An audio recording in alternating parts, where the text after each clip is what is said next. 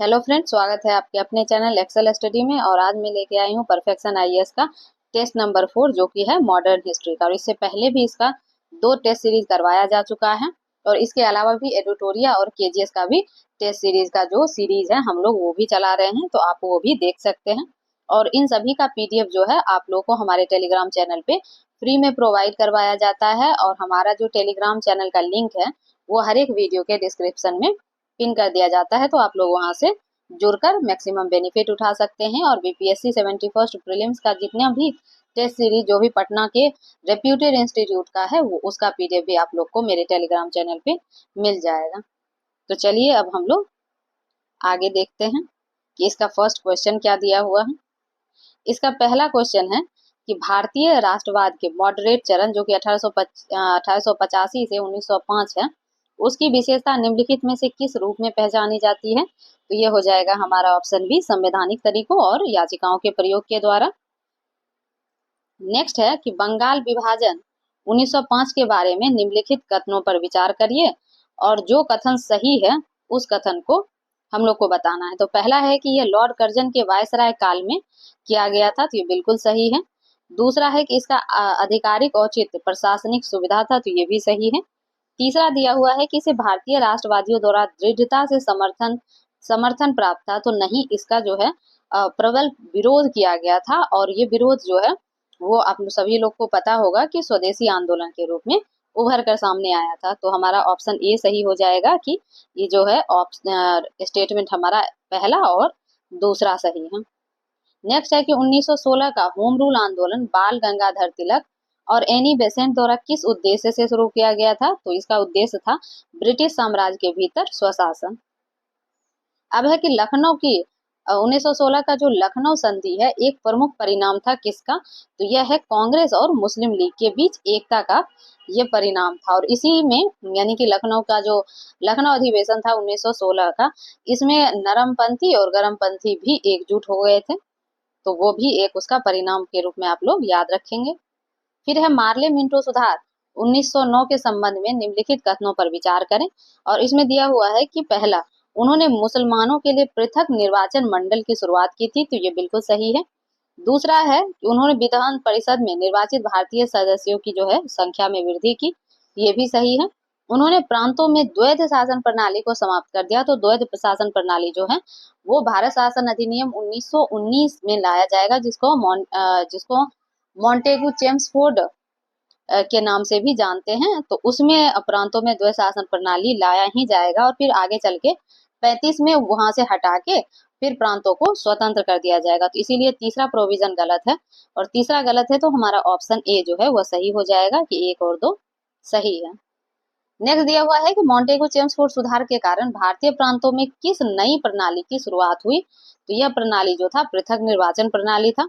फिर सूरत विभाजन शब्द का अर्थ क्या है। तो इसका अर्थ है कि कांग्रेस के भीतर उदारवादी और उग्रवादियों के बीच विभाजन जो कि 1907 में हुआ था, जिसको सूरत विभाजन के नाम से भी बोलते हैं। चलिए आगे देखते हैं। उग्रवादी नेताओं के बारे में निम्नलिखित कथन पर विचार करिए और इनमें से कौन सा कथन सही है वो कथन बताना है। तो इसमें पहला स्टेटमेंट है कि वे भावनात्मक अपील और जन संगठन में विश्वास करते थे, तो ये बिल्कुल सही है। दूसरा है कि वे याचिकाओं जैसे संवैधानिक विधियों को बढ़ावा देते थे, तो ऐसा नहीं था, क्योंकि उग्रवादी जो थे वो बहिष्कार, स्वदेशी और आक्रामक राष्ट्रवाद में विश्वास करते थे, जबकि संवैधानिक विधियों को जो इसको जो बढ़ावा देते थे वो नरमपंथी का कार्य था। नरमपंथी जो थे वो संवैधानिक विधियों या फिर वैधानिक तरीकों से ही वो कोई भी मांग को रखते थे सरकार के सामने। फिर है कि वे मुख्य रूप से 1919 के बाद सक्रिय थे, तो नहीं, इनका जो प्रथम जो चरण है 1905 से 1917 के बीच का जो प्रथम चरण उग्रवादी का है वो माना जाता है। तो चलिए इस तरीके से हम देखें तो हमारा ऑप्शन ए जो है वो आंसर हो जाएगा। आगे देख लेते हैं। नेक्स्ट में दिया हुआ है कि भारतीय राष्ट्रीय कांग्रेस के किस अधिवेशन में पूर्ण स्वराज का प्रस्ताव पारित किया गया था। तो यह है लाहौर अधिवेशन 1929 में। और यह रावी नदी के तट पे पंडित जवाहरलाल नेहरू के द्वारा जो है यह प्रस्ताव पारित किया गया था। और इस दिन यह भी संकल्प लिया गया था कि 26 जनवरी को हम लोग स्वतंत्रता दिवस मनाएंगे। और यही वजह था कि बाद में जो संविधान लागू करने की जो तिथि है वो 26 जनवरी रखी गई और इस दिन हम लोग अब गणतंत्र दिवस मनाते हैं। तो ऐतिहासिक जो एक कारण है 26 जनवरी को रखने का, वो यही कारण था।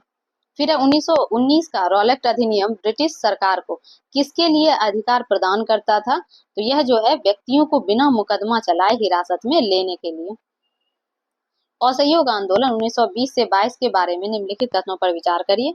पहला है, यह जलियांवाला बाग हत्याकांड के बाद शुरू किया गया था, जो बिल्कुल सही है। दूसरा, इसने स्वदेशी के उपयोग और विदेशी वस्तुओं के बहिष्कार को बढ़ावा दिया, तो ये भी सही है। तीसरा है, यह आंदोलन चौरी चौरा कांड के बाद वापस ले लिया गया था, तो ये भी सही है। इसमें तीनों ही स्टेटमेंट सही है, इसलिए ऑप्शन हमारा जो है ये डी में तीनों सही दिया हुआ है, तो हमारा ऑप्शन डी सही हो जाएगा। नेक्स्ट है कि निम्नलिखित में से कौन सी महिला क्रांतिकारी चिटगांव शस्त्रागार छापा जो कि 1930 में था उससे जुड़ी हुई थी? तो आप सभी को पता है कि कल्पना दत्त जो थी वो क्रांतिकारी चिटगांव अभियान से जुड़ी हुई थी। नेक्स्ट है कि भारतीय प्रेस अधिनियम 1910 को ब्रिटिश सरकार द्वारा किस उद्देश्य से पेश किया गया था? तो इसका उद्देश्य था क्रांतिकारी प्रकाशनों को रोकने के लिए। नेक्स्ट क्वेश्चन है कि चरखा या कताई चरखा को भारतीय राष्ट्रीय कांग्रेस द्वारा किस प्रतीक के रूप में अपनाया गया था? तो यह जो है आत्मनिर्भरता और स्वदेशी के प्रतीक के रूप में अपनाया गया था। नेक्स्ट क्वेश्चन की ओर चलते हैं। गांधी जी के हरिजन अभियान के संबंध में निम्नलिखित कथनों पर विचार करिए। इसका पहला स्टेटमेंट है, यह 1932 के पुणे समझौते के बाद शुरू हुआ था, तो ये स्टेटमेंट जो है बिल्कुल सही है। दूसरा है, इसका उद्देश्य अस्पृश्यों का सामाजिक उत्थान था, तो ये भी सही है। तीसरा है, गांधी जी ने जागरूकता फैलाने के लिए हरिजन पत्रिका का उपयोग किया था, तो ये भी सही है। इसमें तीनों ही स्टेटमेंट सही है, इसीलिए हमारा ऑप्शन सी जो है वो सही हो जाएगा कि 1, 2 और 3 तीनों सही है। भारत छोड़ो आंदोलन किस वर्ष भारतीय राष्ट्रीय कांग्रेस द्वारा शुरू किया गया था? यह शुरू किया गया था अगस्त 1942 में। भारत कला भवन जिसने स्वतंत्रता आंदोलन के दौरान सांस्कृतिक पुनर्जागरण में महत्वपूर्ण भूमिका निभाई, कहाँ स्थित है? तो यह है वाराणसी में, इसलिए ऑप्शन ए जो है वो सही आंसर है। फिर है, महिलाओं की पत्रिका भारती जो भारत की शुरुआती पत्रिकाओं में से एक थी, उसकी संपादिका कौन थी? तो यह स्वर्ण कुमारी देवी है। फिर है नेक्स्ट में कि 1946 की कैबिनेट मिशन योजना ने क्या प्रस्तावित किया था? तो इनके द्वारा जो प्रस्तावित किया गया था कि एक संविधान सभा का गठन किया जाएगा, तो इसीलिए ऑप्शन सी हमारा सही आंसर है। शरद चंद्र चट्टोपाध्याय द्वारा रचित उपन्यास पथेर दावी को ब्रिटिश सरकार ने किस कारण प्रतिबंधित कर दिया था? तो उसका कारण था क्रांतिकारी राष्ट्रवाद को बढ़ावा देने के कारण। स्वतंत्रता संग्राम के दौरान प्रेस की भूमिका के संबंध में निम्नलिखित कथनों पर विचार करें और कौन सा कथन सही है वो कथन जो है बताना है। तो चलिए हम लोग देख लेते हैं। इसमें पहला स्टेटमेंट कह रहा है, प्रेस ने राजनीतिक जागरूकता का एक शक्तिशाली उपकरण के रूप में कार्य किया, जो बिल्कुल सही है। दूसरा है, गांधी और तिलक जैसे नेताओं ने राष्ट्रवादी विचारों के प्रचार के लिए पत्रिकाओं का उपयोग किया, तो ये भी बिल्कुल सही है। तीसरा दिया हुआ है कि ब्रिटिश प्रशासन ने कभी भी राष्ट्रवादी समाचार पत्र पर प्रतिबंध नहीं लगाया, तो ऐसा नहीं है, बहुत बार लगाया जा चुका है, जैसे कि एग्जाम्पल में वर्नाकुलर प्रेस एक्ट और 1910 का भी प्रेस एक्ट है। इसके अलावा भी बहुत सारा है, जैसे कि 1799 में भी लाया गया था, तो आप लोग देख लेंगे। तो हमारा पहला और दूसरा ही स्टेटमेंट सही है, इसीलिए ऑप्शन ए जो है इसका सही आंसर है। आगे देखते हैं। इसमें है कि 1813 के चार्टर अधिनियम के बारे में निम्नलिखित कथनों पर विचार करें। पहला है, इसमें इसने चाय और चीन के साथ व्यापार को छोड़कर ईस्ट इंडिया कंपनी के व्यापारिक एकाधिकार को समाप्त कर दिया, तो बिल्कुल सही है। इसने ईसाई मिशनरी होगा, इसने ईसाई मिशनरियों को भारत में प्रचार करने की कानूनी अनुमति दी थी, तो ये भी सही है। इसने पहली बार भारत में शिक्षा के लिए अनुदान प्रदान किया, जिसमें 1 लाख रुपए जो प्रति वर्ष शिक्षा पर खर्च करने का प्रोविजन रखा गया था, तो ये भी सही है। इसमें तीनों ही सही है जो हमारे ऑप्शन डी में है, तो इसलिए ऑप्शन डी इसका सही आंसर है। आगे दिया हुआ है कि भारत में पहला प्रेस सेंसरशिप कानून प्रेस रेगुलेशन अधिनियम 1799 किसके द्वारा पारित किया गया था? तो यह लॉर्ड वेलेस्ली के द्वारा लाया गया था। रानी गैदनेल्यू के बारे में निम्न में से कौन सा कथन सही है? तो इसमें से ऑप्शन बी सही हो जाएगा कि वह नागा आध्यात्मिक और राष्ट्रवादी आंदोलन से जुड़ी हुई थी। चलिए अब हम लोग नेक्स्ट क्वेश्चन की ओर चलते हैं। नेक्स्ट है, भारत के स्वतंत्रता संग्राम में महिलाओं के बारे में निम्नलिखित कथनों पर विचार करें और इनमें से कौन सा कथन सही है वो स्टेटमेंट बताना है। तो इसमें पहला स्टेटमेंट दिया हुआ है, सरोजनी नायडू ने नमक सत्याग्रह में भाग लिया था, तो ये बिल्कुल सही है।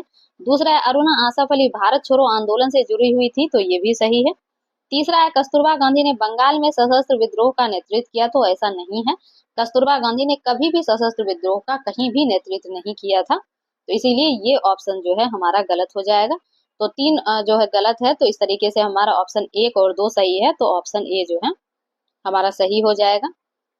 नेक्स्ट है, निम्नलिखित में से कौन सी महिला 1942 के भारत छोड़ो आंदोलन के दौरान भूमिगत आंदोलन के आयोजन से जुड़ी हुई थी, तो यह अरुणा आसफ अली थी। इस प्रसिद्ध नारे पर सही स्वतंत्रता सेनानी के साथ चिन्हित करें कि तुम मुझे खून दो मैं तुम्हें आजादी दूंगा, तो यह दिया गया है सुभाष चंद्र बोस के द्वारा दिया गया था। नेक्स्ट है, निम्नलिखित में से किस अधिनियम ने भारत संघ की अवधारणा प्रस्तुत की थी, तो यह भारत सरकार अधिनियम 1935 में किया गया था, हालांकि भारत संघ यह कभी अस्तित्व में नहीं आया। आगे चल के देखें तो हमारा है, क्रांतिकारी जतिन दास किस जेल में भूख हड़ताल के दौरान शहीद हो गए थे, तो लाहौर जेल था। भारत में यूनेस्को विश्व धरोहर स्थल के संबंध में निम्नलिखित कथनों पर विचार करें।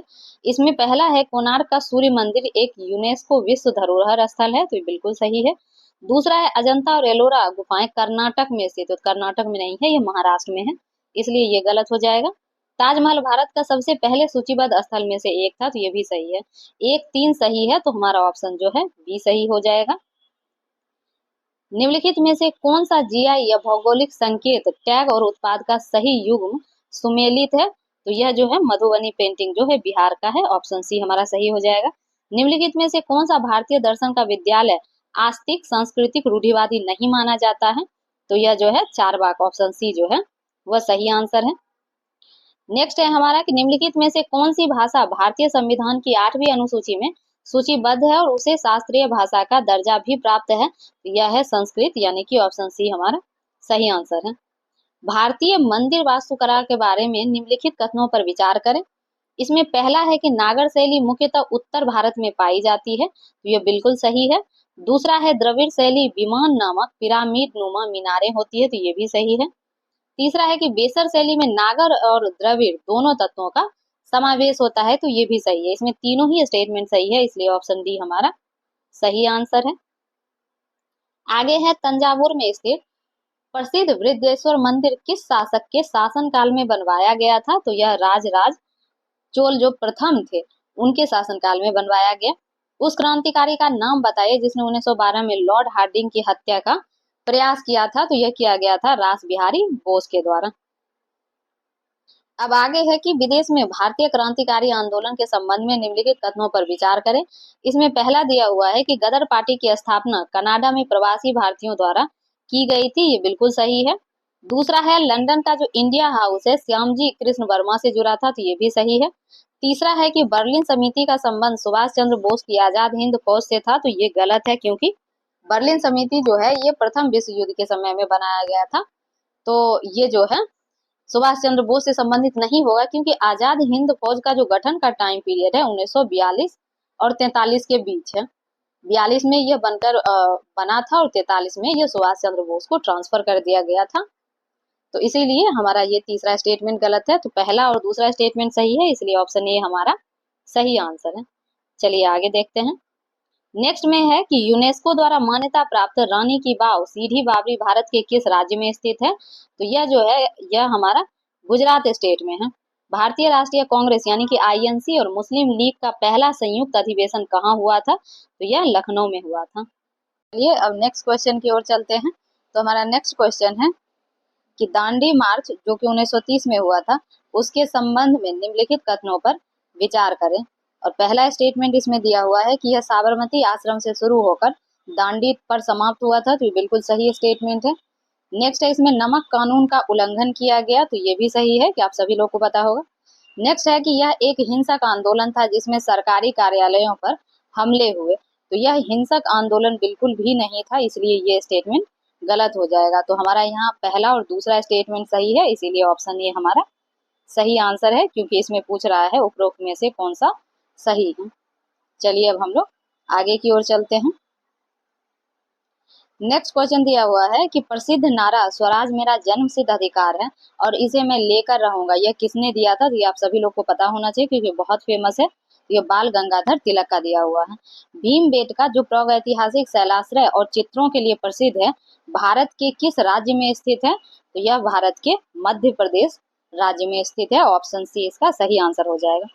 भारतीय राष्ट्रीय सेना यानी आईएनए का द्वितीय विश्व युद्ध के दौरान पुनर्गठन किसके नेतृत्व में हुआ था? तो इसका नेतृत्व जो है सुभाष चंद्र बोस कर रहे थे। ऑप्शन बी सही आंसर है। निम्नलिखित में से किसने 1936 में इंडियन सिविल लिबर्टीज यूनियन की स्थापना की थी? तो यह जवाहरलाल नेहरू के द्वारा किया गया। ऑप्शन बी इसका सही आंसर हो जाएगा। चलिए नेक्स्ट क्वेश्चन की ओर चलते हैं।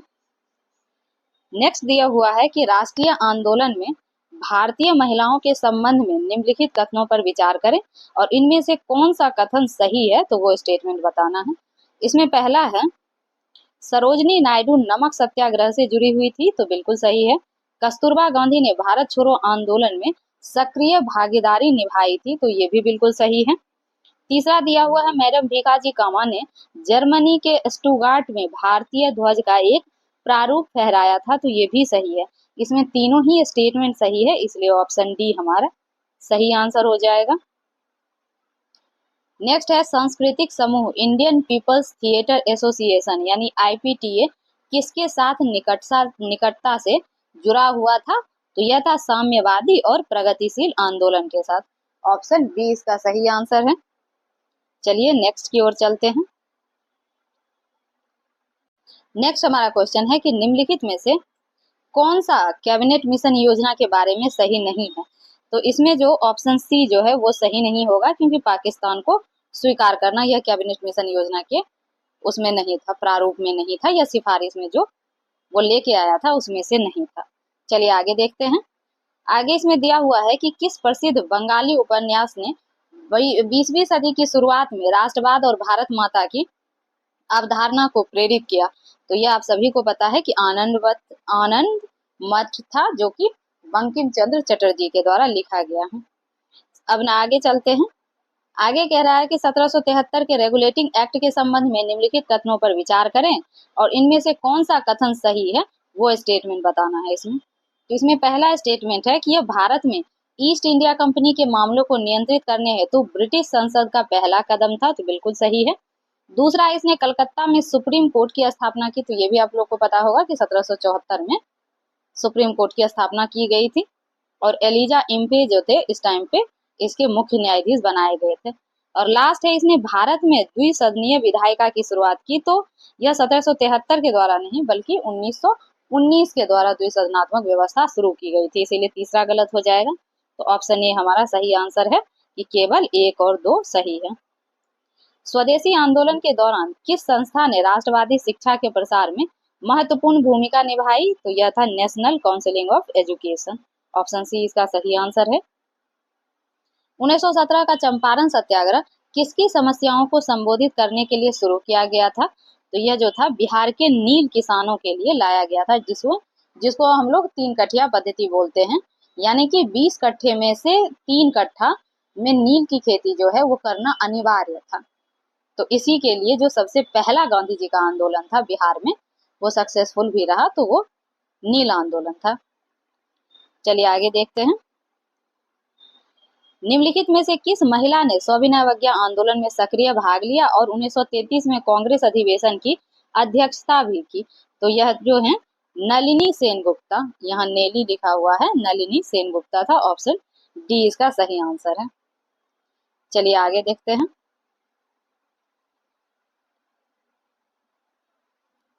नेक्स्ट दिया हुआ है कि पूना समझौता जो कि 1932 में हुआ था उसके बारे में निम्नलिखित कथनों पर विचार करें और कौन सा कथन सही है वो कथन बताना है।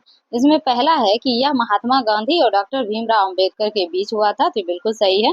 यह 24 सितंबर 1932 को हुआ था, ये आप लोग को पता है कि क्योंकि दलितों के लिए भी जब पृथक निर्वाचन पद्धति की बात की गई तो इसके लिए गांधी जी के द्वारा विरोध किया गया था और फिर उसी के सॉल्यूशन के रूप में पूना समझौता हुआ था, जिसमें कि दलितों के लिए जो आरक्षित सीट था वो शायद 47 से बढ़ा के 148 कर दिया गया था। आप लोग एक बार गो थ्रू हो जाएंगे क्योंकि मुझे कंफर्म अभी याद नहीं आ रहा है, लेकिन शायद इसी रेशियो में था।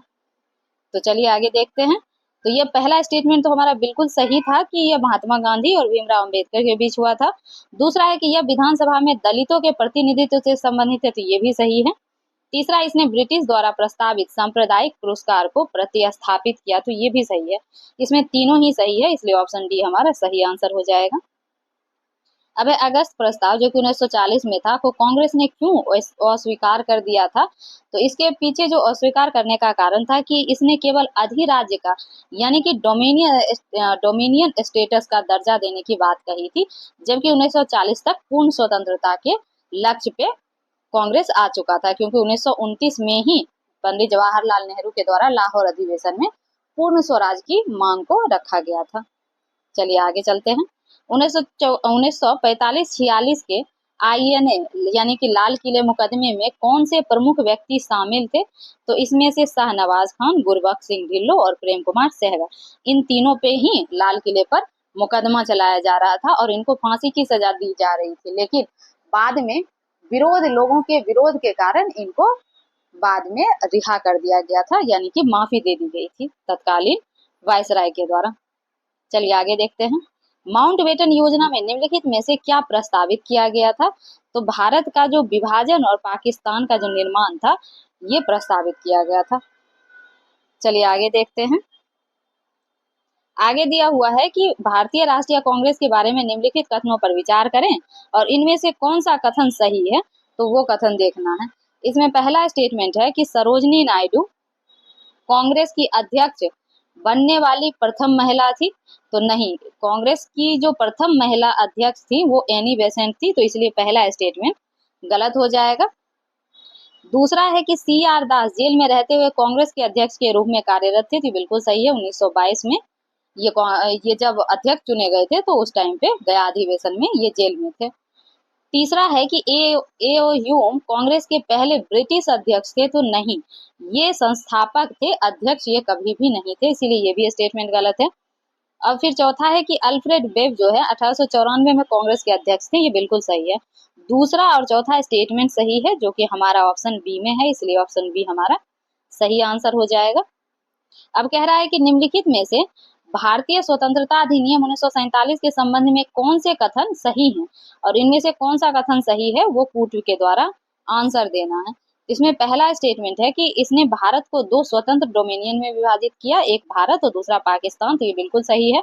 इसने नवगठित डोमिनियन को पूर्ण विधायी स्वतंत्रता प्रदान की, तो ये भी सही है बिल्कुल। तीसरा, इसने भारत में वायसराय का पद समाप्त कर दिया, तो ये भी सही है। इसने देशी रियासत को स्वतंत्र भारत का हिस्सा बनाए रखा, तो ऐसा नहीं है। देशी रियासत को ये छूट दी गई थी कि वो या तो भारत में शामिल हो या तो वो पाकिस्तान में शामिल हो, और उसको स्वतंत्र भारत का हिस्सा ऐसा कुछ नहीं था। तो इसलिए जो है ये ऑप्शन 4 जो है इसका गलत हो जाएगा। तो 1, 2 और 3 सही है जो हमारे ऑप्शन ए में है, तो ऑप्शन ए हमारा सही आंसर है। नेक्स्ट है कि भारत में ब्रिटिश शासन के सामाजिक प्रभाव के संबंध में विचार करें और इनमें से कौन सा कथन सही है वो कथन बताना है। इसमें पहला है कि ब्रिटिश ने 1856 के विधवा पुनर्विवाह अधिनियम के माध्यम से विधवा पुनर्विवाह को बढ़ावा दिया, तो बिल्कुल सही है। और दूसरा हमारा है कि अंग्रेजी भाषा की शुरुआत से पश्चिमी विचारों को बढ़ावा मिला, तो ये भी सही है। और तीसरा है ब्रिटिश ने भारत में समानता के उद्देश्य से जाति व्यवस्था को समाप्त कर दिया। तो आप सभी को पता है कि जाति व्यवस्था को कभी भी समाप्त नहीं किया गया, बल्कि इसको एक अपॉर्चुनिटी के रूप में इनके अब अगर इनका अगर आप देखेंगे तो इन्होंने अपने चार्टर एक्ट या फिर भारत शासन अधिनियम के जरिए उनको एक अपॉर्चुनिटी के रूप में लिया, और बाद में चाहे वो पृथक निर्वाचन पद्धति के द्वारा हो या फिर अदर आरक्षण विधि के द्वारा इसे और भी प्रगाढ़ता से इसे बढ़ाते चले गए, जिससे क्या हुआ कि आपसी दरार लोगों के बीच पैदा होता चला गया। चलिए तो हम देखते हैं इसमें पहला और दूसरा, जो इसमें दो ही स्टेटमेंट सही है, तो हमारा ऑप्शन ए में पहला दूसरा है, इसीलिए ऑप्शन ए हमारा सही आंसर हो जाएगा। अब आगे दिया हुआ है कि आरंभिक भारतीय राष्ट्रवादी के संबंध में निम्नलिखित कथन पर विचार करें, इनमें से कौन सा कथन सही है वो कथन बताना है। इसमें पहला है कि उन्होंने संवैधानिक सुधारों और विधायी परिषदों में अधिक प्रतिनिधित्व की मांग की, तो ये बिल्कुल सही है। और फिर दूसरा दिया, उन्होंने ब्रिटिश शासन की तात्कालिक समाप्ति की मांग की थी, तो ऐसा बिल्कुल नहीं था, उन्होंने तात्कालिक समाप्ति की मांग जैसी कोई मांग नहीं रखी थी। तीसरा है, उन्होंने अपनी शिकायतों के निवारण के लिए याचिका और अपीलों का सहारा लिया, तो बिल्कुल सही है। पहला और तीसरा सही है, जो हमारे ऑप्शन पहला और तीसरा बी में है, इसलिए हमारा बी जो है वो सही आंसर हो जाएगा। आगे है कि 1942 के भारत छोड़ो आंदोलन के बारे में निम्नलिखित में से जो कौन दिए हुए कथन है उन पे विचार करना है और जो कथन सही है उनको बताना है। तो इसमें जो पहला स्टेटमेंट है कि यह क्रिप्स मिशन की विफलता के बाद शुरू किया गया था, तो बिल्कुल सही है। और यह गांधी के नेतृत्व में करो या मरो के नारे के साथ शुरू हुआ था, तो ये भी पता है कि गांधी जी इस आंदोलन में पहली बार बोले थे कि करो या मरो, मतलब ये इनका कहने का सेंस था, या तो हम आजादी के लिए आजादी ले लेंगे और नहीं तो आजादी की चाह में हम लोग क्या होंगे, मिट जाएंगे। और तीसरा है कि ब्रिटिश सरकार ने इसकी मांग को तुरंत स्वीकार कर लिया, तो अब जैसा आप सभी लोग को पता है कि यह तुरंत स्वीकार नहीं किया गया था, तो इसीलिए तीसरा स्टेटमेंट गलत है। तो पहला दूसरा सही है जो ऑप्शन ए में है, इसीलिए ऑप्शन ए हमारा सही आंसर है। आगे है कि अजंता गुफाओं की प्रसिद्ध भित्ति चित्रकला मुख्यतः किसका चित्रण करती है, तो यह जो है बुद्ध के जीवन और जातक कथाएं जो है बुद्ध के जीवन से रिलेटेड जितनी भी कथाएं हैं वो जातक कथा में वर्णन किया गया है। आगे दिया हुआ है कि अनहैप्पी इंडिया पुस्तक जो ब्रिटिश नीतियों और साइमन कमीशन की आलोचना करती है किसके द्वारा लिखी गई थी, तो अनहैप्पी इंडिया जो है लाला लाजपत राय की बुक थी। निम्नलिखित में से किस आयोग ने विश्वविद्यालय शिक्षा को समवर्ती सूची या फिर कंकरेंट लिस्ट में रखने की सिफारिश की थी, तो यह सिफारिश जो है राधाकृष्णन आयोग के द्वारा किया गया था। ऑप्शन ए हमारा सही आंसर है। चलिए आगे देखते हैं। आगे है कि निम्नलिखित में से कौन 1947 में स्थापित रेलवे जांच समिति के अध्यक्ष थे, तो यह केसी नियोगी थे। प्रसिद्ध वस्त्र कला पोचमपल्ली इकत जिसे जीआई टैग प्राप्त है किस राज्य से संबंधित है, तो यह तेलंगाना का है। स्वतंत्रता संग्राम में भारतीय महिलाओं की भूमिका के संबंध में विचार करें और इनमें से कौन सा कथन सही है वो बताना है। तो इसमें पहला स्टेटमेंट है, महिलाओं ने सविनय अवज्ञा आंदोलन, भारत छोड़ो आंदोलन जैसे जन आंदोलन में सक्रिय भाग लिया, तो ये बिल्कुल सही है। दूसरा है, सरोजनी नायडू और एनी बेसेंट जैसे नेताओं ने प्रमुख भूमिका निभाई, तो ये भी सही है।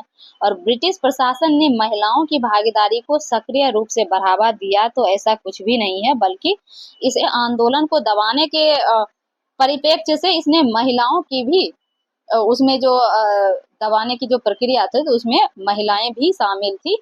तो ऐसा नहीं है कि अंग्रेजों ने सिर्फ पुरुष स्वतंत्रता सेनानी को दबाया, बल्कि महिलाएं भी उसमें शामिल थी। तो इसीलिए हमारा पहला और दूसरा ही सही है ऑप्शन, तो ऑप्शन ए हमारा सही आंसर हो जाएगा। आगे है, बंगाल विभाजन के बारे में निम्नलिखित कथन पर विचार करें और कौन सा कथन सही है वो कथन हमें बताना है। इसमें पहला है कि यह विभाजन जो 1905 में लॉर्ड कर्जन द्वारा प्रशासनिक सुविधा के लिए किया गया था, बिल्कुल सही है। दूसरा, इसने भारतीय राष्ट्रवादियों द्वारा व्यापक रूप से समर्थन प्राप्त था, तो नहीं, व्यापक रूप से इसका विरोध किया गया था। 1911 में व्यापक जन विरोध के कारण इसे रद्द कर दिया गया था, ये बिल्कुल सही है। और इसी दौरान जो है इसमें जो है दिल्ली कांड हुआ था जिसमें कि तत्कालीन वायसराय पर बम फेंका गया था। तो चलिए इसमें पहला और तीसरा स्टेटमेंट सही है, तो हमारा ऑप्शन सी सही हो जाएगा कि पहला और तीसरा स्टेटमेंट सही है। अब कह रहा है भारतीय राष्ट्रीय सेना यानी आईएनए के बारे में विचार करें, उनमें से कौन सा कथन सही है, तो वो सही कथन बताना है।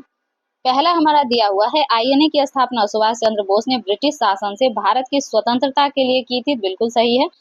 इसे द्वितीय विश्व युद्ध के दौरान जापानी सरकार का समर्थन प्राप्त हुआ, तो ये भी सही है। इम्फाल की हार ने भारत में इसकी सैन्य मुहिम का अंत कर दिया, तो ये भी सही है। इसमें तीनों ही सही है, इसलिए ऑप्शन डी सही हो जाएगा कि 1, 2 और 3 तीनों सही है। अब है हंटर आयोग जो कि 1882 की स्थापना किस विषय की जांच के लिए की गई थी, तो ये जो था शिक्षा में सुधार के लिए किया गया था, ऑप्शन सी हमारा सही आंसर है। फिर है भारतीय परिषद अधिनियम 1909 मार्ले मिंटो सुधार के बारे में निम्नलिखित कथनों पर विचार करें और इनमें से कौन सा कथन सही है वो बताना है। तो इसमें पहला स्टेटमेंट है कि इसने विधान परिषद में निर्वाचित सदस्यों की शुरुआत की, बिल्कुल सही है। दूसरा स्टेटमेंट दिया हुआ है, इसने मुसलमानों के लिए पृथक निर्वाचक मंडल की शुरुआत की, तो ये भी सही है। तीसरा, इसने भारतीयों को पूर्ण स्वशासन प्रदान किया, तो ये गलत है, क्योंकि 1909 से तो कभी भी पूर्ण स्वशासन नहीं प्रदान किया गया। तो इसीलिए हमारा ऑप्शन 1 और 2 सही है, जो हमारे ऑप्शन ए में दिया हुआ है। चलिए आगे देखते हैं। उग्रवादियों के उद्देश्य के बारे में विचार करें और इनमें से कौन सा कथन सही है, वो कथन बताना है। इसमें पहला ऑप्शन दिया हुआ है, स्वराज को भारतीयों की शक्ति और इच्छा शक्ति पर निर्भर रहकर प्राप्त करना, तो ये बिल्कुल सही है। दूसरा है, बहिष्कार, स्वदेशी और निष्क्रिय प्रतिरोध को राजनीतिक कार्रवाई के उपकरण के रूप में प्रयोग करना, ये भी सही है। और तीसरा दिया हुआ है कि संवैधानिक तरीकों से ब्रिटिश प्रशासन में उच्च पद प्राप्त करना, ऐसा कुछ नहीं था। तो इसीलिए ये जो है गलत हो जाएगा, पहला और दूसरा ही सही है, इसलिए ऑप्शन ए हमारा सही आंसर हो जाएगा।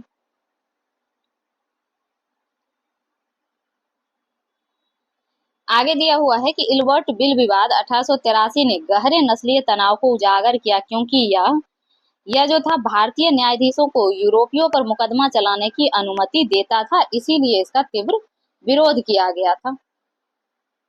भारत में महिला शिक्षा को बढ़ावा देने के लिए आर्य महिला समाज की स्थापना किस प्रमुख महिला सुधारक ने किया था, तो यह जो है पंडित रमाबाई के द्वारा किया गया।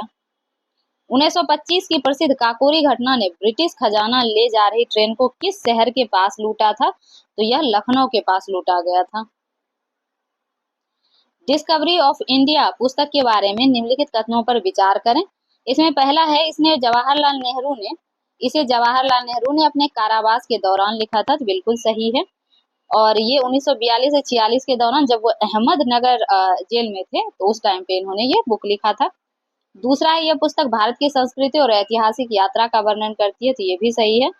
तीसरा है कि इसका प्रकाशन जो है असहयोग आंदोलन से पहले हुआ था, तो जैसा कि आपको पता है कि लिखा ही गया बाद में, तो प्रकाशन तो पहले होने की बात है ही नहीं। तो इसीलिए हमारा ऑप्शन ये सही हो जाएगा कि 1 और 2 ही सही है।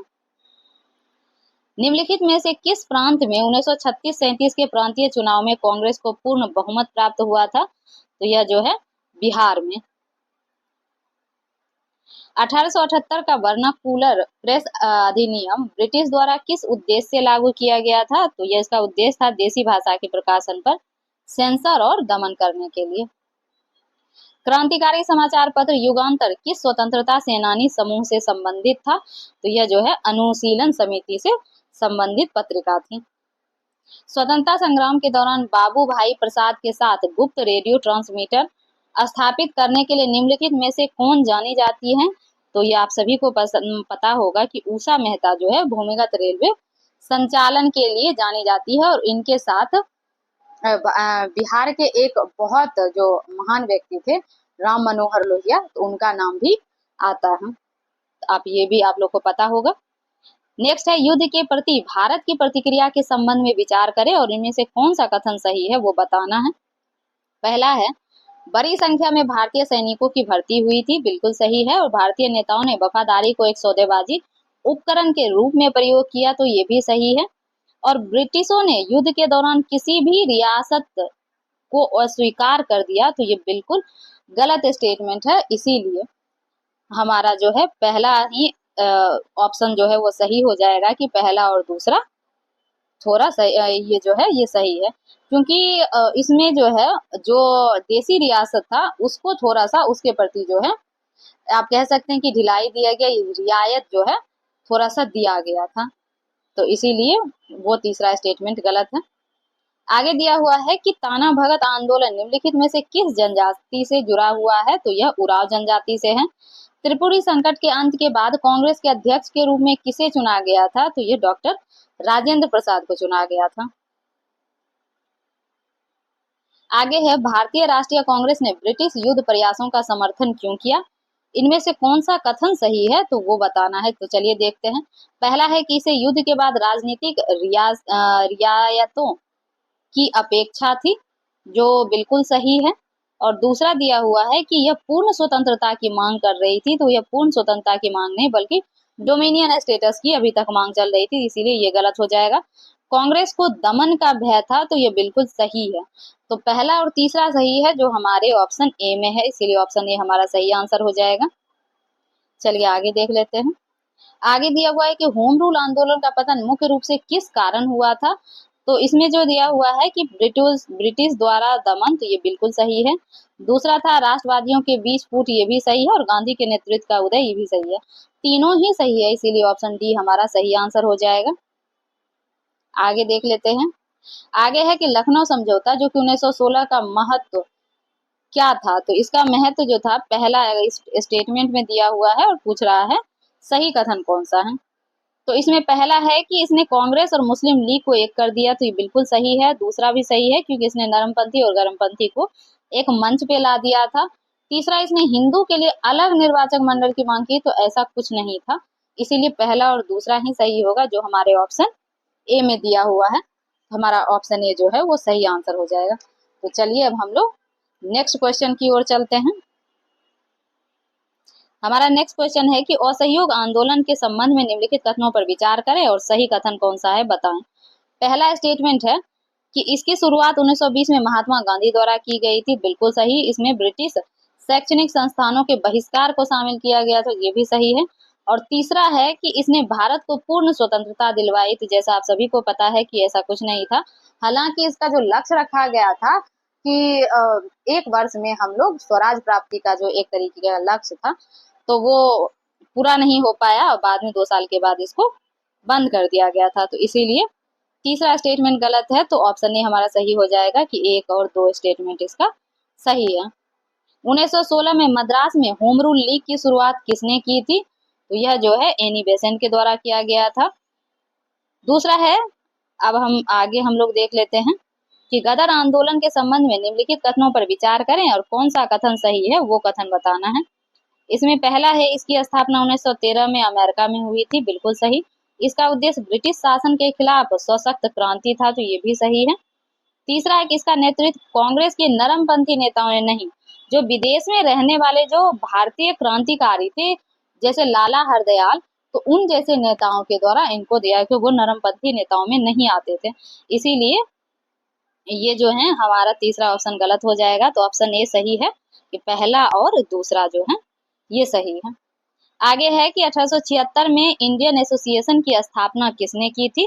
तो सुरेंद्र नाथ बनर्जी के द्वारा किया गया।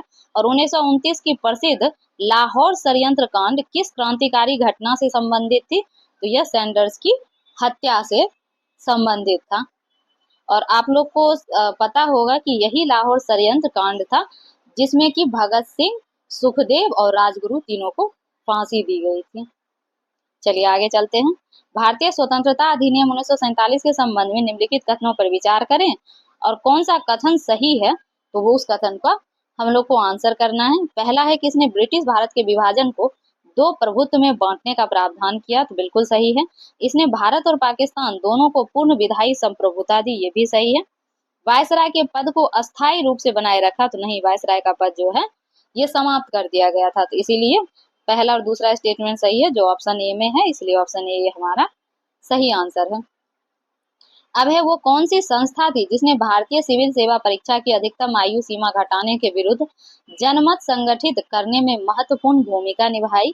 तो वह जो था इंडियन एसोसिएशन था। खिलाफत नेताओं के बारे में कौन सा कथन सही है वो बताना है। तो पहला इसका स्टेटमेंट है मोहम्मद अली और शौकत अली ने भारत में खिलाफत आंदोलन का नेतृत्व किया, तो बिल्कुल सही है। दूसरा, उन्होंने भारतीय राष्ट्रीय कांग्रेस के साथ गठबंधन किया, ये भी सही है। और तीसरा, उन्होंने अहिंसा को एक राजनीतिक उपकरण के रूप में अस्वीकार किया, तो ऐसा नहीं है, उन्होंने इसे स्वीकार किया था और तभी वो कांग्रेस के साथ गठबंधन के रूप में आए थे।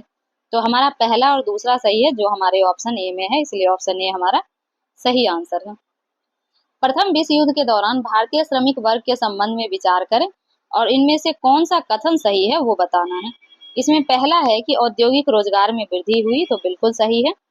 दूसरा है युद्ध के कारण श्रमिकों की कार्य स्थिति में सुधार हुआ, तो ऐसा बिल्कुल नहीं है, बल्कि उनकी स्थिति और खराब हो गई क्योंकि युद्ध के कारण जो है महंगाई और बेरोजगारी और उनका शोषण जो है ये तीनों में ही इजाफा हुआ, इसीलिए दूसरा स्टेटमेंट गलत है। मुद्रास्फीति के कारण श्रमिक असंतोष में वृद्धि हुई, ये बिल्कुल सही है। तो पहला और तीसरा सही है जो हमारे ऑप्शन ए में है, इसलिए ऑप्शन ए हमारा सही आंसर है। नेक्स्ट है, स्वदेशी आंदोलन में भूमिका निभाने वाले किस भारतीय नेता को 1908 में मुकदमा चलाए बिना मांडले निर्वासित कर दिया गया था? तो यह बाल गंगाधर तिलक थे। किस महिला नेता ने राष्ट्रवादी पत्रिका न्यू इंडिया का संपादन किया था? तो आप सभी लोग को पता है कि न्यू इंडिया और कॉमनवेल्थ ये दोनों ही पत्रिका एनी बेसेंट का था।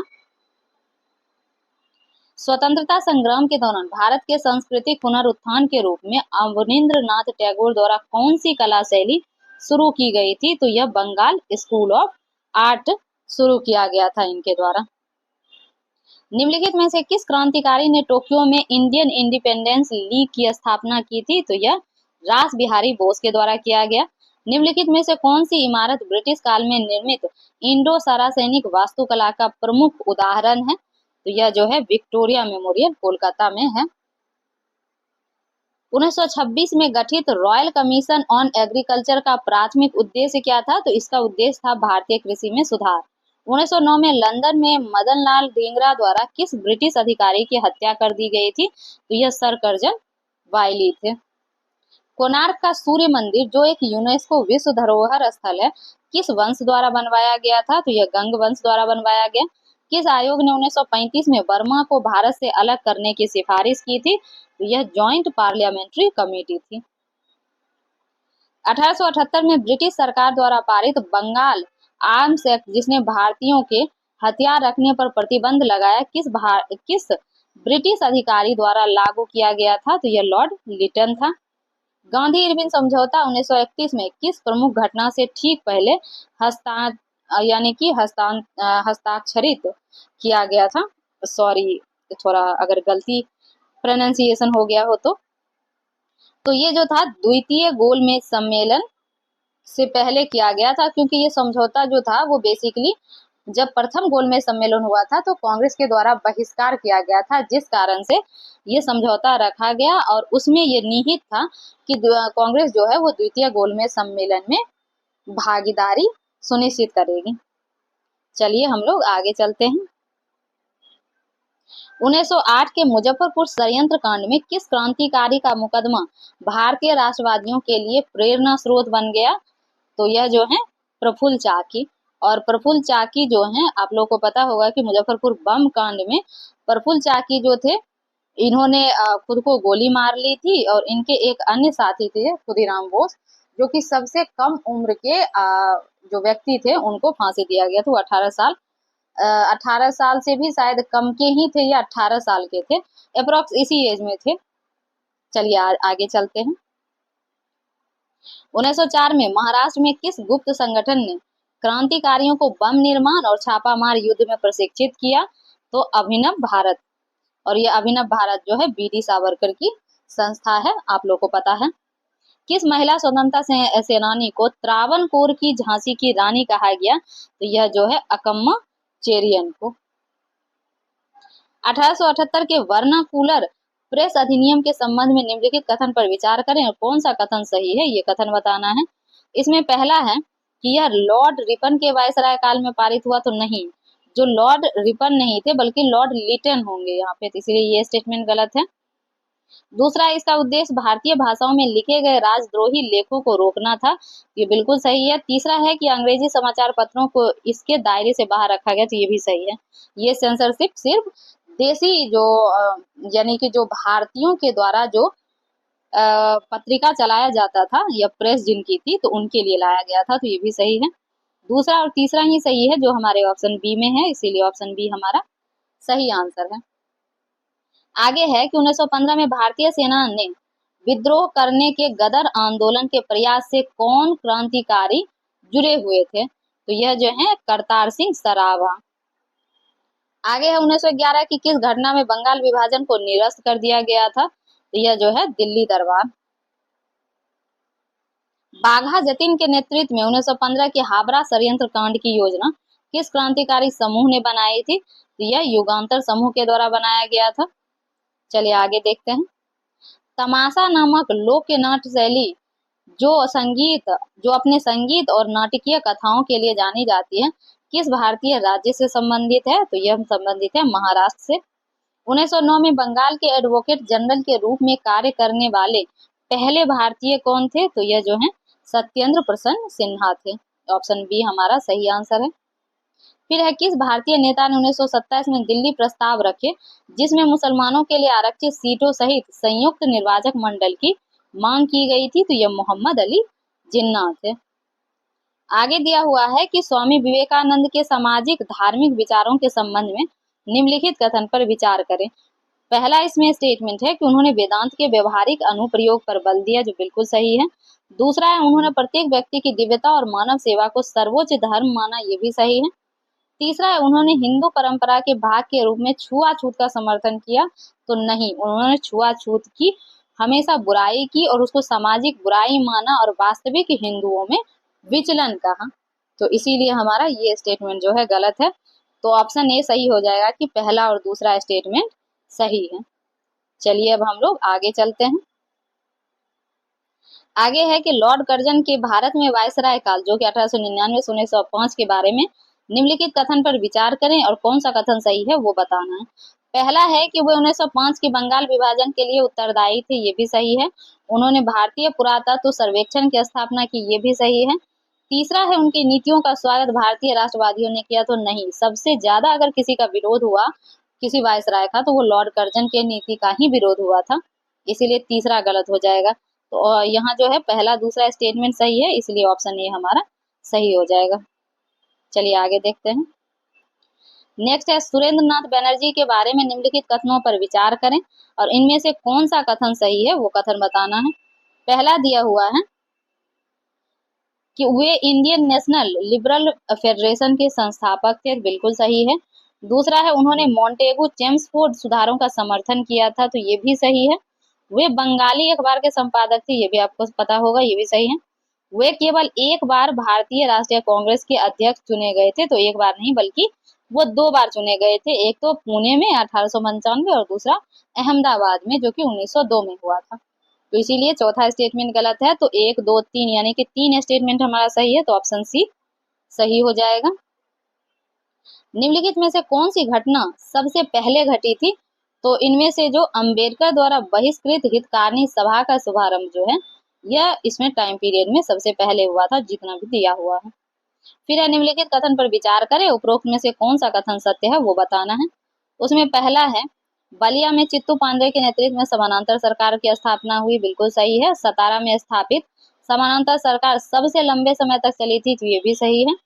तीसरा है देसी रियासत ने भारत छोड़ो आंदोलन में उत्साह पूर्वक भाग लिया, तो नहीं, देसी रियासत ने कभी भी उत्साह पूर्वक किसी भी आंदोलन में भाग नहीं लिया था, तो इसीलिए तीसरा स्टेटमेंट हमारा गलत है। उन्होंने ना तो विरोध किया था और ना ही वो उत्साह पूर्वक भाग लिए थे, तो इसीलिए हमारा पहला दूसरा ही सही है। तो हमारा ऑप्शन बी में दिख रहा है, तो ऑप्शन बी हमारा सही आंसर हो जाएगा। फिर है वो भारत का सबसे लंबे समय तक सेवा देने वाला वायसराय था और उसके कार्यकाल के दौरान कई महत्वपूर्ण घटनाएं घटी जैसे, और उपरोक्त कथन जो है ये पूछ रहा है किस वायसराय से संबंधित है। तो चलिए घटना देख लेते हैं।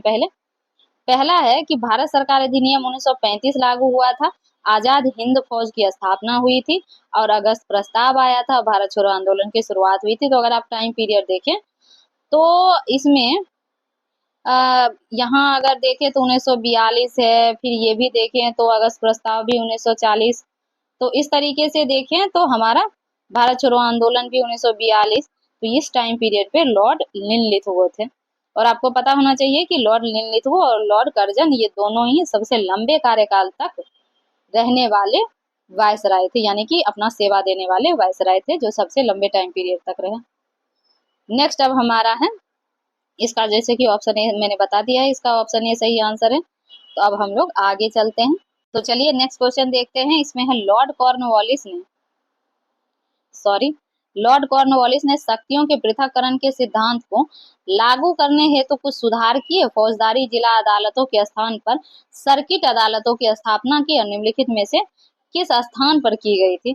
तो इसमें किसी भी स्थान पे नहीं की गई थी, इसलिए ऑप्शन डी हमारा सही आंसर हो जाएगा। आगे चलते हैं।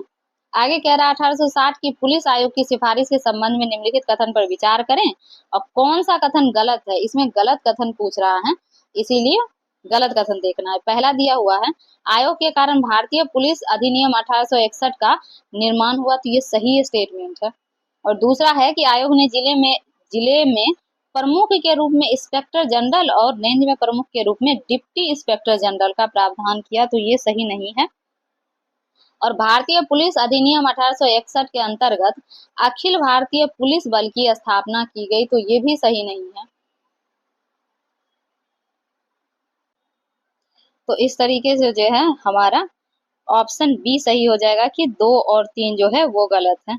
इसमें गलत स्टेटमेंट पूछा है तो हम लोग गलत चुनेंगे। चलिए अब हम लोग आगे देखते हैं। इसमें नेक्स्ट क्वेश्चन दिया हुआ है कि द्वितीय गोलमेज सम्मेलन के संबंध में असत्य कथन की पहचान करें। इसमें फिर से असत्य पूछ रहा है, तो आप लोग नोट करेंगे। इसमें असत्य कथन जो दिया हुआ है कि भारतीय महिलाओं का प्रतिनिधित्व कादम्बिनी गांगुली ने किया था, ये असत्य कथन है। चलिए आगे चलते हैं। निम्नलिखित कथनों पर विचार करें और सही विकल्प चुनें। तो इसमें जितना भी स्टेटमेंट दिया हुआ है उसमें ऑप्शन बी सही होगा कि खान अब्दुल गफ्फार खान ने खुदाई खिदमतगार या इसको रेड शर्ट के नाम से भी जानते हैं, तो इनके नाम से एक स्वयं सेवक ब्रिगेड का आयोजन किया था। और ये नॉर्थ वेस्ट जो प्रोविंशियल फ्रंटियर वाला जो क्षेत्र था, यानी कि उत्तर पश्चिमी सीमा प्रांत वाला क्षेत्र। तो चलिए हम लोग देख लेते हैं आगे क्या है। नेक्स्ट है 1929 के दौरान राजनीतिक गतिविधि के संबंध में निम्नलिखित कथनों पर विचार करें और कौन सा कथन सही है वो बताना है। पहला है कि 15 सदस्यीय कांग्रेस कार्यकारिणी समिति का गठन, तो ये जो है 1929 में नहीं हुआ था बल्कि 20 में ही हो गया था, इसीलिए ये स्टेटमेंट गलत है। दूसरा है कांग्रेस कार्यकारिणी समिति ने विदेशी वस्त्र बहिष्कार समिति का आयोजन किया था, तो ये सही है।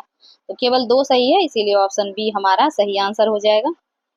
आगे दिया हुआ है कि सविनय अवज्ञा आंदोलन की समाप्ति के बाद के आगे के संघर्ष के संबंध में निम्नलिखित कथनों पर विचार करें और उपरोक्त में से कौन सा कथन सही है वो कथन बताना है।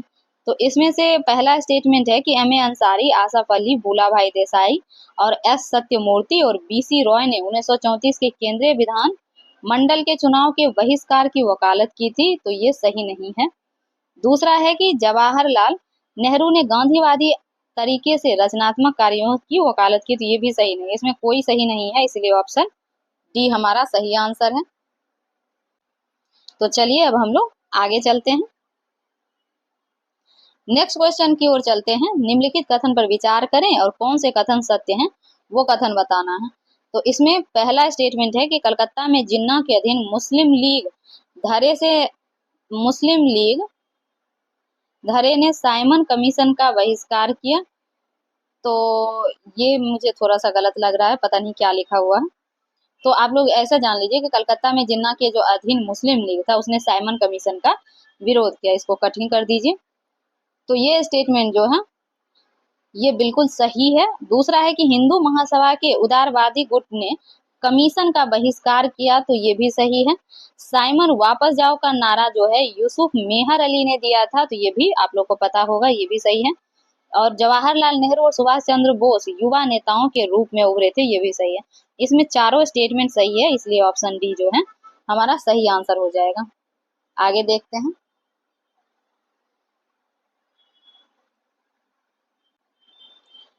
आगे दिया हुआ है कि निम्नलिखित, एक मिनट में देख लूं। आगे दिया हुआ है कि निम्नलिखित कथन पर विचार करें और उपरोक्त में से कौन सा कथन सही है वो कथन बताना है।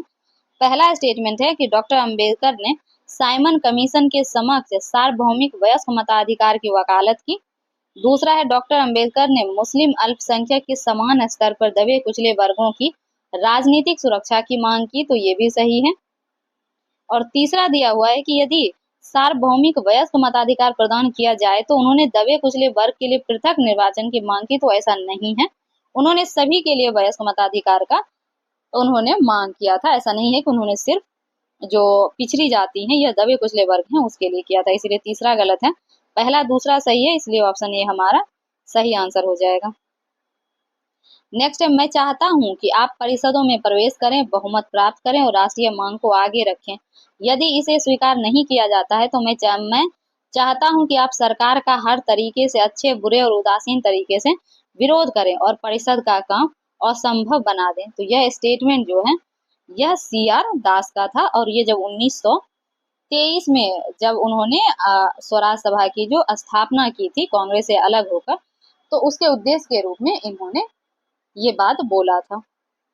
आगे चलते हैं। खिलाफत आंदोलन का मुख्य उद्देश्य क्या था? तो आप सभी को पता है कि उसका उद्देश्य था ब्रिटिश सरकार का यह सुनिश्चित करने के लिए दबाव बनाना कि तुर्की के साथ की जाने वाली संधि में उचित व्यवहार हो, क्योंकि खिलाफत आंदोलन जो था प्रथम विश्व युद्ध के बाद जो तुर्की के वहाँ का जो खलीफा थे, जिसको पूरे विश्व के मुस्लिम अपना अपना राजा एक तरह से मानते थे, या धार्मिक समुदाय के जो प्रतिनिधित्व के रूप में, यानी जो लीडर हैं, तो उनके रूप में देखते थे। और जब तुर्की के साथ वर्साई की संधि की गई, तो यह जो था पूरे विश्व के लिए मतलब उनको पूरे विश्व के मुस्लिमों को यह अच्छा नहीं लगा कि उनके खलीफा के साथ ऐसा व्यवहार किया गया, और इसी के विरोध में भारत में खिलाफत आंदोलन जो है अली बंधुओं के द्वारा चलाया गया। तो चलिए आगे चलते हैं।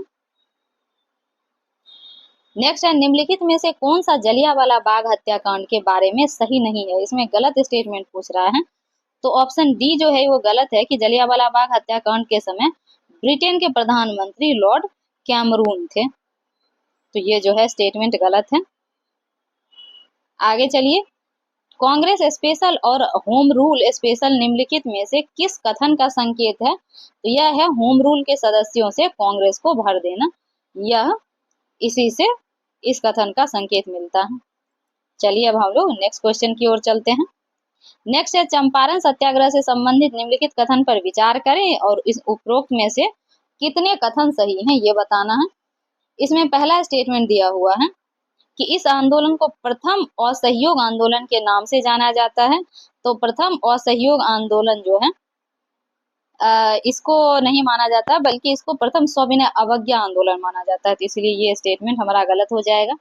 दूसरा है, इस मुद्दे की जांच के लिए एक जांच समिति बनाई गई थी। हाँ, बिल्कुल सही है। फिर है, गांधी को गरीब किसानों की कठिनाइयों के बारे में समिति को समझना कठिन लगा। तो नहीं, गांधी को ऐसी कोई कठिनाई नहीं महसूस हुई थी। इसीलिए इसमें एक ही स्टेटमेंट सही है जो हमारे ऑप्शन ए में है, इसीलिए ऑप्शन ए हमारा सही आंसर हो जाएगा। आगे है, रॉलेट एक्ट निम्नलिखित में से किस ब्रिटिश नीति के आधार पर लागू किया गया था? तो यह जो है उदारवादी को एकत्रित करना और उग्रवादियों को अलग करने के आधार पर जो है लागू किया गया था। चलिए अब हम लोग नेक्स्ट देखते हैं। नेक्स्ट है, असहयोग आंदोलन के दो तात्कालिक कारण क्या थे? इसमें कारण था खिलाफत मुद्दा और पंजाब में अत्याचार, ये दो प्रमुख कारण थे। नेक्स्ट क्वेश्चन है कि निम्नलिखित में से चिटगांव शस्त्रागार छापे के बारे में कौन सा कथन सही है? तो वो कथन बताना है। इसमें पहला स्टेटमेंट दिया हुआ है कि यह सूर्य सेन के क्रांतिकारी समूह इंडियन रिपब्लिकन आर्मी के द्वारा किया गया था। तो ये सभी आप सभी को पता है कि हाँ। दूसरा है कि उन्होंने छापामारी शैली में चिटगांव पर कब्जा करने की योजना बनाई थी, ये भी सही है। तीसरा है कि 18 अप्रैल 1929 की रात को उन्होंने छापा मारा था। तो 18 अप्रैल 1929 नहीं, बल्कि आप लोग को पता होगा कि यह कांड जो है 1930 में हुआ था, चिटगांव शस्त्रागार। तो ये हमारा गलत हो जाएगा। और चौथा है, इंडियन रिपब्लिकन आर्मी का नाम आयरिश रिपब्लिकन आर्मी से प्रेरित था। तो ये भी स्टेटमेंट हमारा सही है।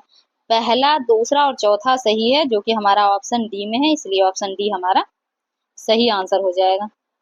आगे देखते हैं। आगे दिया हुआ है कि प्रथम विश्व युद्ध के बाद भारतीय अपेक्षाओं के संबंध में विचार करें। इसमें पहला स्टेटमेंट है कि भारतीयों को युद्धकालीन निष्ठा के लिए राजनीतिक रियायतों की अपेक्षा थी। बिल्कुल सही। रॉलेट अधिनियम ने युद्धोत्तर सुधार की आशा को तोड़ दिया था। तो ये भी सही है। तीसरा है कि युद्ध के बाद ब्रिटिश ने तत्काल सार्वभौमिक मताधिकार प्रदान किया। तो आप लोग को पता है कि ऐसा नहीं किया गया था, इसीलिए पहला दूसरा ही सही है। तो पहला और दूसरा स्टेटमेंट ऑप्शन ए में है, इसलिए ऑप्शन ए हमारा सही आंसर है। अब नेक्स्ट दिया हुआ है कि सिंगौली की संधि ने ब्रिटिश भारत के किस पड़ोसी देश के साथ संबंध तय कर दिए थे? तो यह नेपाल के साथ। अब इसमें जो है लास्ट 10 जो क्वेश्चन है वो मैथमेटिक्स का दिया हुआ है, तो आप लोग सॉल्व कर लीजिएगा। मैं इसका आप लोगों को आंसर बता देती हूँ ताकि आप लोग चेक कर पाएं कि आप लोगों ने सही सॉल्व किया या नहीं। और अगर आप लोग को इसका सॉल्यूशन भी चाहिए तो आप हमें कमेंट में बता सकते हैं, मैं आप लोग के लिए इसका सॉल्यूशन भी लेके आ जाऊंगी। तो चलिए अब हम लोग चलते हैं। तो इसमें जो 141 का जो आंसर हो जाएगा यह हो जाएगा ऑप्शन सी, और 142 का आंसर जो है ये हो जाएगा ऑप्शन ए यानी कि 85 केजी। 143 का आंसर हो जाएगा ऑप्शन सी यानी 16,500। फिर है 144 का, ये ऑप्शन सी सही हो जाएगा 1800। फिर 145 का आंसर हो जाएगा 110। 146 का आंसर हो जाएगा 72 किलोमीटर पर आवर। फिर है 147 जिसका आंसर हो जाएगा 11.11%। 148 का आंसर हो जाएगा 171, और 149 का आंसर हो जाएगा 60 यानी कि ऑप्शन बी, और 150 का आंसर हो जाएगा 65 यानी ऑप्शन ए। तो इस तरीके से हमने यहाँ जो चौथा जो परफेक्शन आईएएस का जो टेस्ट सीरीज था वो कंप्लीट कर लिया है। और आप लोग को एक बार मैं फिर रिमाइंड करवा दूं कि मेरे टेलीग्राम चैनल पे इसका पीडीएफ जो है आप लोग को अवेलेबल हो जाएगा, और इस वीडियो के कमेंट सेक्शन में वहाँ हमने टेलीग्राम चैनल के जो लिंक को है वहाँ पिन कर दिया है, तो आप लोग वहाँ से जुड़कर टेलीग्राम चैनल पे जाके इसका पीडीएफ प्राप्त कर सकते हैं। और इसके अलावा भी बीपीएससी 71st प्रीलिम्स से रिलेटेड आपको अदर इंस्टीट्यूट के भी वहाँ पे आपको पीडीएफ मिल जाएंगे या अदर कंटेंट मिल जाएंगे, चाहे वो करंट अफेयर से हो या फिर जीएस पॉइंटर हो, घटना चक्र हो या फिर अदर मैगजीन का हो, वहाँ हम लोग प्रोवाइड करवाते हैं। तो आप लोग वहाँ से जुड़ें और मैक्सिमम बेनिफिट उठाएं। तो आप लोग को अगर हमारा चैनल पसंद आ रहा हो तो आप लोग लाइक और सब्सक्राइब भी कर सकते हैं, और हमें कमेंट करके आप अपनी राय भी दे सकते हैं। और अगर आप लोग को कुछ और भी कंटेंट चाहिए तो आप हमें वो भी बता सकते हैं। हम कोशिश करेंगे कि आपकी डिमांड के अकॉर्डिंग हम लोग कंटेंट और वीडियो दोनों लेके आएं। तो आप लोग हमारे साथ बने हुए हैं, तो आप लोग का धन्यवाद। Thank you so much.